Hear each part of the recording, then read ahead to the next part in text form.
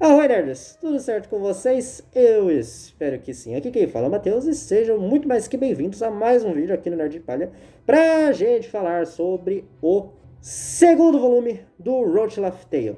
Mas antes de tudo, antes de mais nada, deixa o like, se inscreve, ativa o sino para receber notificação para quando chegar vídeo novo sobre o próximo volume de Road to Laugh Tale.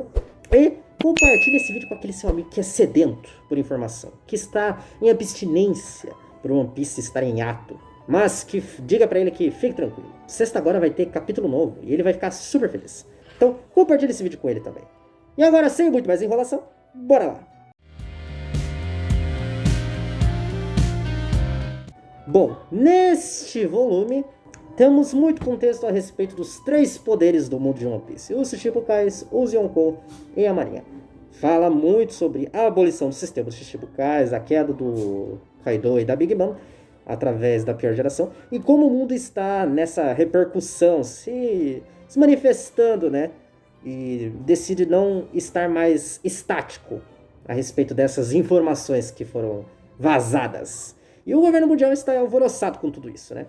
Em seguida temos alguns apontamentos do que aconteceu depois do Reverie. Afinal, tem muita coisa do que aconteceu naquela conferência que ainda não nos foi revelada. O primeiro apontamento é a respeito do Sabo, que, junto com os outros membros dos revolucionários, estava numa missão perigosa de tentar salvar o Kuma, que havia se tornado escravo dos Tenryubitos. Porém, logo após todos os eventos do arco, né, uma notícia um tanto quanto que ruim chega aos olhos do mundo a respeito do Sabo. E temos as reações de alguns personagens, como a Dadan, a Koala, a Belobete e o Dragon também, que estão sem acreditar muito no que aconteceu. O Dragon até tenta dizer que eles precisam confirmar tudo o que aconteceu, se o que o jornal estava dizendo era verdade. E já no Reino de Go, a gente vê que a Dadan e a Makino estão improntos com a notícia a respeito dele. E até o momento não temos qualquer ideia do status dele. E o segundo escopo que nós temos, que nos é relembrado, é algo que aconteceu a respeito de Alabasta, que até o Garp teme com o que pode ter acontecido, o que pode acontecer também, né? O volume também nos lembra das manchetes que o Morgan's Big News deu para o mundo todo, né? Depois do que aconteceu do Reverie. Ele disse que houve uma fatalidade, os resultados da votação tiveram, né, a respeito do sistema de Shichibukais, e uma tentativa de homicídio. E, cara, essas notícias ainda ocupam um grande espaço na minha cabecinha, né? Porque eu quero muito saber o que aconteceu. A gente não tem nada, nada mesmo, desde que o Reverie terminou. E, cara, vamos lá. Eu estou passando a acreditar que essa fatalidade que aconteceu deve ter sido em relação ao Sabo, mas que ele deve ter sobrevivido. Por que eu acho isso? Por conta da reação do povo de Goa e dos Revos com relação a ele. Então é possível que a fatalidade pode ter sido com ele. Ainda mais porque no capítulo 1053 tivemos um pequeno quadro que mostra ali um reino que tinha uma imagem do Sabo em uma estrutura. Pode ser uma homenagem a ele, por conta dele ter salvo aquele reino possivelmente, pois o mundo inteiro acha que o Sabo veio a óbito, quando na verdade ele sobreviveu. Detalhe que eu não tinha percebido essa imagem do Sabo ali, ó, nem das 3 vezes que eu li o capítulo. Pelo menos é isso que eu acho, né? E a tentativa de assassinato pode ter sido com relação ao Cobra. Porque, voltando, né? O governo tava todo com essa treta com Alabasta e os Gorosei perguntaram ao Insama que luz eles deveriam apagar da história. Então, eles devem ter tentado matar o Cobra ou a Vivi, mas não conseguiram. Ou até então, inversão das notícias, né? Tentaram matar o Sabo, mas não conseguiram. E, no caso, mataram o Cobra. Agora, quando vamos ficar sabendo necessariamente dessas notícias? Só o tempo dirá.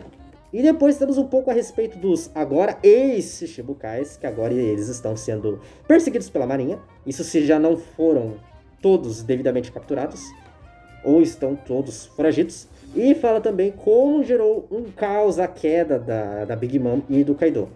E o livreto faz uma pequena pergunta a respeito dos dois Yonkous restantes, o Shanks e o Barba Negra. O que esses dois querem alcançar? Primeiro é falado sobre o Barba Negra e algumas coisas que estão relacionadas a ele, como, por exemplo, quando ele diz que vai em busca de algo que a Maria tem posse e que ele vai pegar para ele, que isso é algo que eu não tenho qualquer palpite. O rapaz falou isso e depois desapareceu, então não tenho ideia do que seja. E logo depois temos uma parte dedicada aos Capitães Colossais e quem são os personagens que compõem esse grupo. Daí temos o Shiryu, o Burgess, o Pizarro, o Van Algor, a Catarina Devon, o Lafitte, o Vascochote, o Son Wolf e o Doc Kill. E o capitão do 10º navio ainda é um grande mistério. Eu chuto que pode ser o Evil, né? Por quê? Não sei.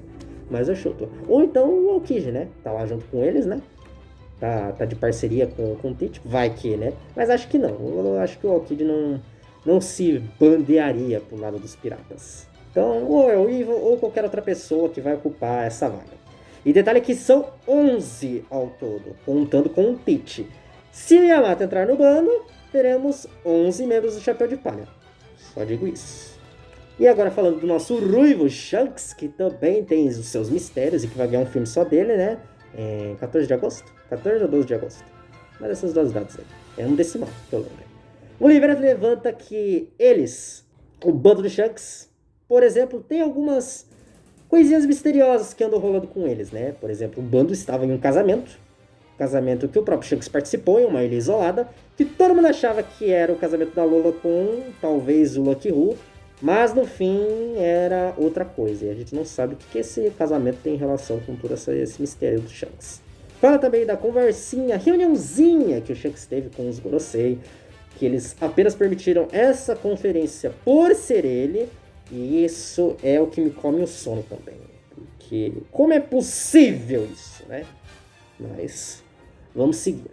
Depois fala um pouquinho sobre os territórios do Shanks, né? Que um deles, o Bartolomeu, até tomou para ser do Luffy. Fala também da rixa que ele teve com o Kid e também da cicatriz que o Barba Negra fez nele e que ela ainda machuca. E mais uma pergunta, né, que faz o questionamento livreto, né? O que será que vai vir dessas duas figuras importantes do mundo de One Piece? Boa pergunta. Só vamos saber daqui a alguns capítulos, talvez, ou até alguns anos, talvez. E depois temos uma sessão dedicada apenas às espadas de One Piece. Fala um pouco sobre as 12 lâminas de grau supremo e temos o conhecimento, até agora, de apenas 4 delas.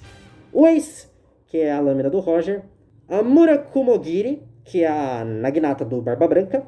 A Yoro, que é a espada de lâmina negra do Mihawk, dita como sendo a mais forte do mundo. E a Shodai Kitetsu, que não temos imagem ou nem sequer o usuário dessa espada. E claro, não temos conhecimento de quais são as outras 8 lâminas. Temos que perguntar pro Oda no SPS da vida, né? Isso se ele quiser responder.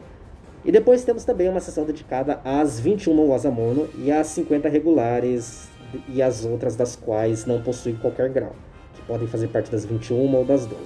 E no final temos aqui as artes conceituais descartadas com relação aos Tobiropo e as calamidades.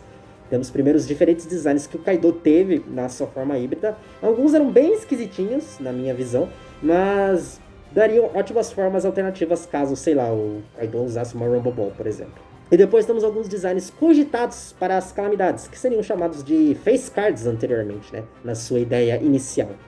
O King teria uma personalidade mais violenta, falaria palavrão, e uma versão dele era até mais estoica. Então, seria interessante ver o King desse jeito. Depois nós vamos para os Tobiropo, que tivemos algumas ideias descartadas interessantes, como por exemplo, Black Maria originalmente iria ter a fruta relacionada ao estegossauro. Imagina como seria, né? Bizarro demais. Não conseguiria imaginar a Black Maria com a fruta do estegossauro. A Ultra originalmente era pensada para ser um personagem sem gênero, parecido com um espantalho que se chamaria Jirai. Ela sim foi uma mudança tremenda, né, cara? Porque de um espantalho virou a cabeçuda que a gente conhece. E o Rushu, antes, era chamado de Baigal e seria um usuário de Netúrio. A lógica ainda seria mantida a respeito da fruta dele. Ele teria a fruta do tigre dente de sabre. E o Sasaki antes era chamado de Faro.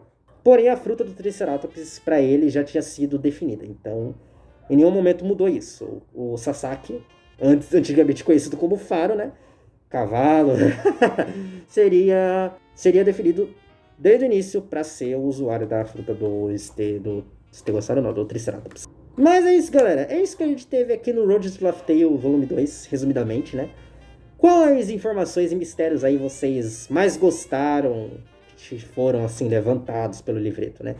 E qual vocês gostariam que fosse revelado nos próximos capítulos? Porque o One Piece tá logo ali, né? Logo logo tá voltando. Vamos ver como que vai ser o capítulo 1054. Que vai dar o que falar, certeza. No mais, galera, eu vou ficando por aqui. Um beijão pra vocês. Abraço, se cuidem e até a próxima.